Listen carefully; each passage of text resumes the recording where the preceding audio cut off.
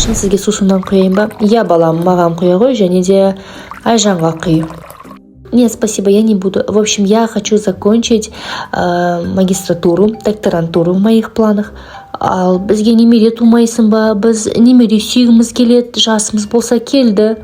Да вы что, какой немере? Мы должны сначала пожить для себя, посмотреть, подходим мы друг другу или нет с Алабергеном. Ну, мало ли что бывает сейчас же молодежи, много кто разводится. На келін не деп тұр? Бала тумайым дей ма бізге? Немере керек қой бізге? Шал үндемей отыр. Қалай үндемейсің? Маған әңгімесі вообще маған ұнамайды. Ай, той бітсін сосын көрсетемін ғой мен оған магистратура. Скажи же, Алаберген. Да, конечно, дорогая. Вы такие классные, современные, все понимаете. Да, мои родители, они такие. Я без сондаймыз. Думаю, у нас все получится, и мы будем самая счастливая пара.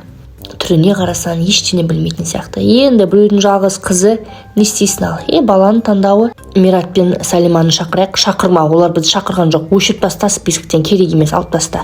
Оның орнына Жандос пен Сайраны шақырайық.